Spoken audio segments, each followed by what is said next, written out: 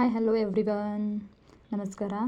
ಇಲ್ಲಿ ನಾನು ನಿಮಗೆ ಫಸ್ಟ್ ಯಾವ ಥರ ಬೇಬಿ ಕುಚ್ಚು ಕಟ್ಟಬೇಕು, ಆಮೇಲೆ ಕ್ರೋಶಾ ಯಾವ ಥರ ಕಟ್ಟಬೇಕು ಅನ್ನೋದಕ್ಕೆ ಮಟೀರಿಯಲ್ಸ್ನ ತಿಳಿಸ್ಕೊಡ್ತೀನಿ ಈ ವಿಡಿಯೋದಲ್ಲಿ.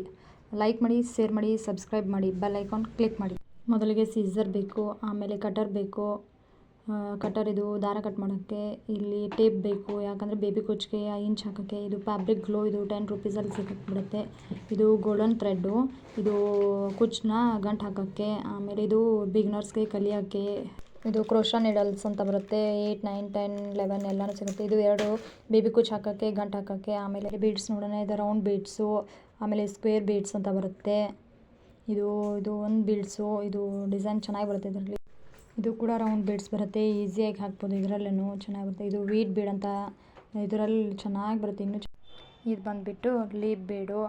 ಇದು ಕ್ರೋಶಾಕ್ಕೆ, ಬೇಬಿ ಕುಚ್ಚಿಗೆ ನಡೆಯುತ್ತೆ. ಇದು ಫ್ಲವರ್ ಬೀಡು. ಫ್ಲವರ್ ಬೀಡಲ್ಲಿ ಮೆನಿ ಟೈಪ್ ಹಾಕ್ಬೋದು ನಾವು. ಥ್ರೆಡ್ಸ್ ಬರುತ್ತೆ, ವೆರೈಟಿ ಕಲರ್ಸ್, ಮೆನಿ ಕಲರ್ಸ್ ಬರುತ್ತೆ. ಇದು 10.07 ಅಂತೇಳಿ ನೀಡಲು ಕ್ರೋಶಾಗೆ ಯೂಸ್ ಆಗುತ್ತೆ. ಇದು 24ದು ಬೀಡ್ಸ್ ಹಾಕೋಕ್ಕೆ ಯೂಸ್ ಆಗುತ್ತೆ. ಇದು ಬೇಬಿ ಕುಚ್ಚಿಗೆ ಯೂಸ್ ಆಗುತ್ತೆ. ಇದು ಗಂಟು ಹಾಕೋಕ್ಕೆ, ಬೇಬಿ ಕುಚ್ಚನ್ನ ಗಂಟು ಹಾಕೋಕ್ಕೆ ಯೂಸ್ ಆಗುತ್ತೆ.